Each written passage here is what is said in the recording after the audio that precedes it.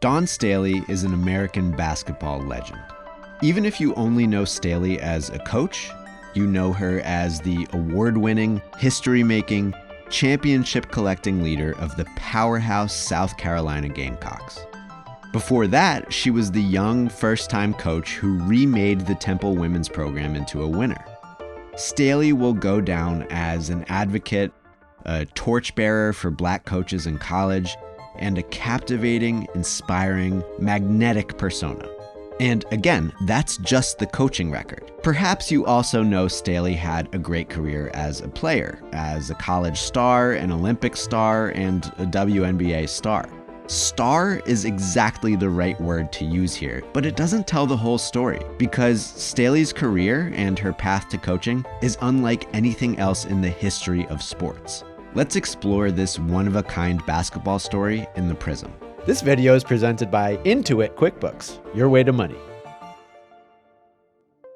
If you're coming to this topic totally cold, your first thought might be, wait, I've seen Dawn Staley standing next to one of the players she coaches. She hooped? You're not wrong to wonder that. Yes, Dawn Staley stands maybe 5'6", but yes, she is one of the most accomplished players ever. This isn't some late bloomer underdog story though.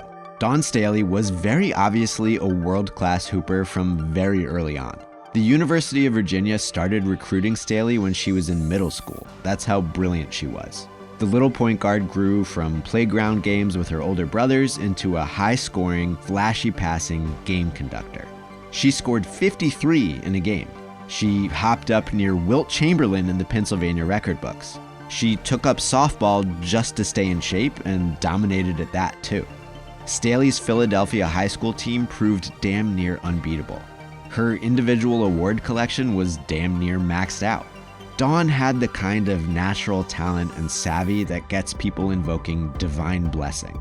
She got plenty of recruiting attention, but appreciated the early and sustained interest from Virginia coach Debbie Ryan.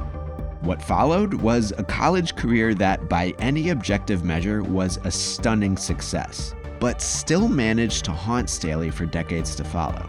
The first part of that statement is simple. Early on, there was a difficult settling in period. Life at UVA was a bit of a shock, academically and culturally. But soon enough, she flourished as a college point guard.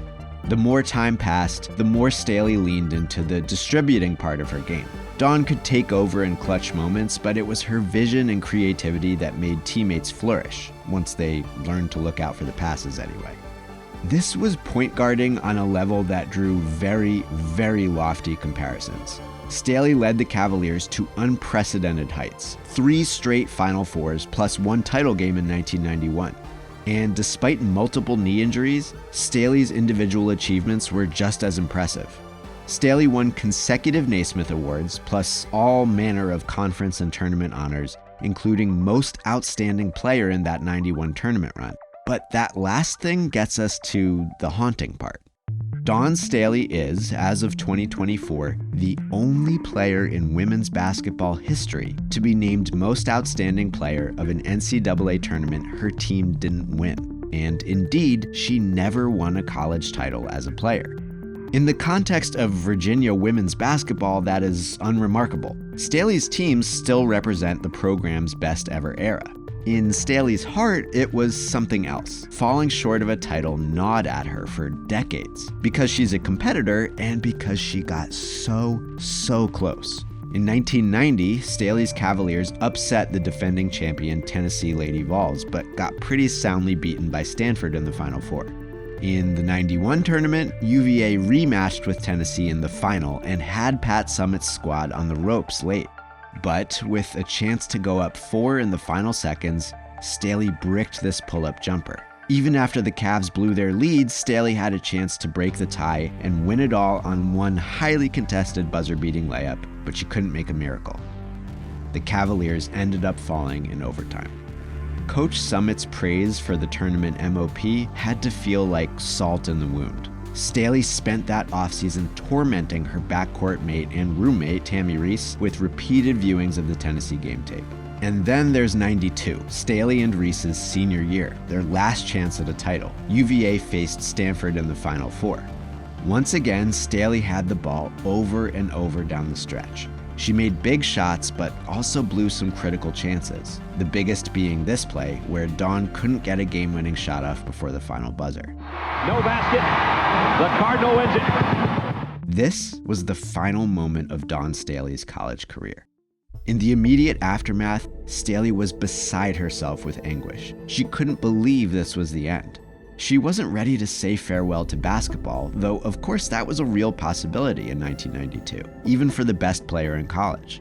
Staley graduated in an Olympic year, but didn't make Team USA out of trials. Even though she had played a decent amount of international ball between college seasons, USA basketball deemed her too inexperienced. Pre-WNBA, a decent paying pro career would require going overseas.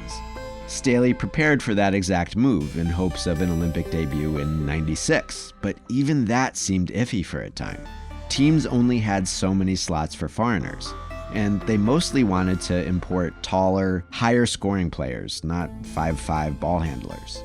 Staley took a job at a department store, folding clothes, waiting. When she hooped, it was just with people in her neighborhood, or in a tournament at the mall. Finally, at the end of that summer, Staley came to an agreement with a team in Spain. And that, thankfully, began the kind of career Staley hoped for, the one she feared might slip away.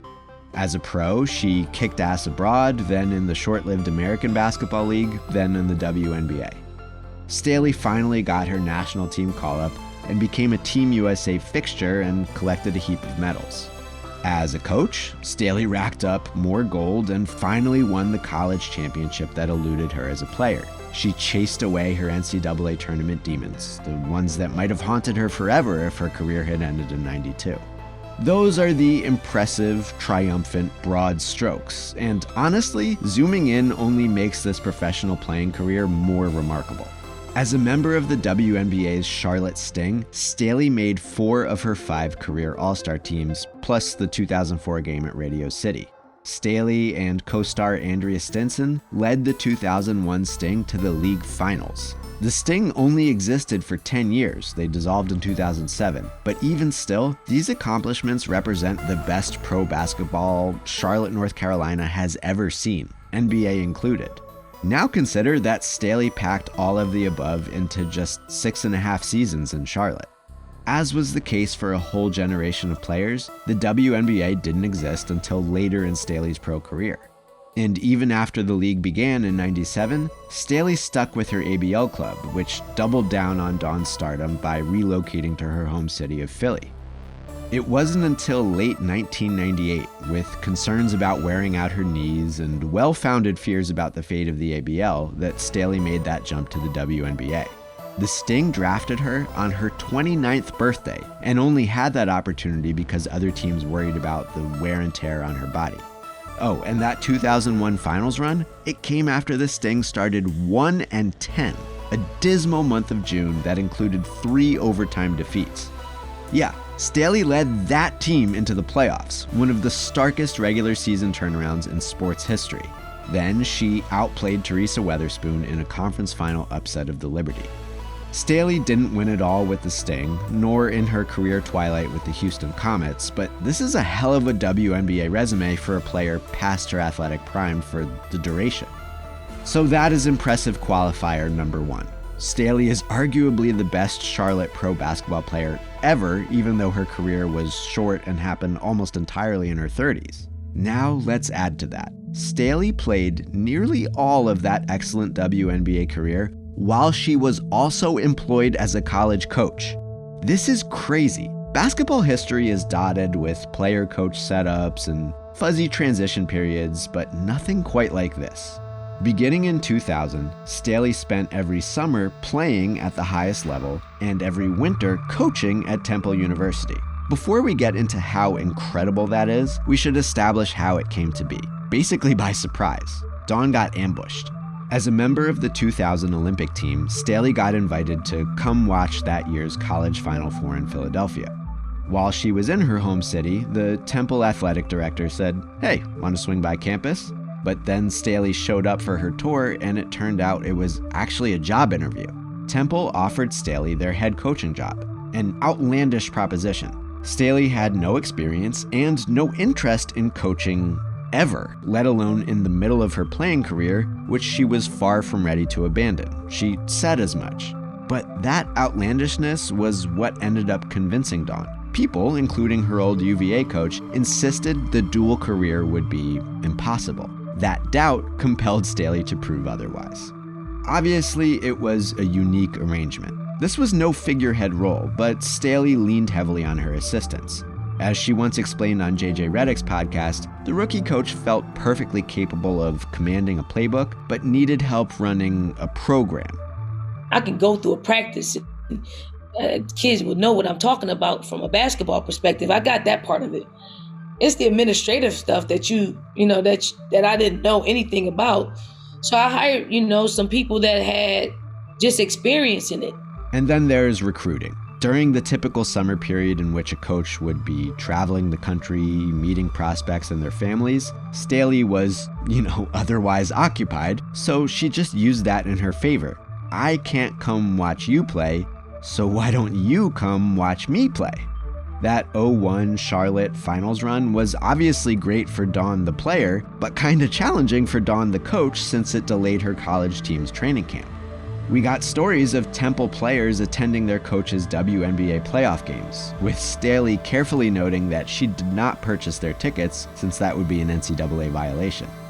That is wild, but perhaps the wildest novelty came during Staley's farewell final season with the Houston Comets. From 2002 to 2006, Candace Dupree starred for Coach Dawn Staley at Temple. In 2006, Dupree got drafted by the Chicago Sky, and in June, the highly touted rookie took the court against Dawn Staley. Not many athletes make it to the pros, then play against their own college coach. Staley was thrilled to have that opportunity, and of course to get the W. Then they played in the same All-Star game. This is all very fun and peculiar, but let's also be clear that Staley was a successful coach during this unusual dual-role era. She turned a losing Temple program back into a winner, led the Owls to their first ever conference championships, and made them a perennial NCAA tournament participant, ending a drought that had persisted since the 80s. Once Staley retired from playing and could focus on coaching alone, she could set her sights on even bigger things. Those big things make Staley a legend. But when you're telling the story of that legend, don't forget these little things, because they're not so little. The heartbreaking college moments, the uncertain summer of '92, and the incredible stretch of playing and coaching. The things that make Dawn Staley not just one of the greatest figures in basketball history, but one of a kind.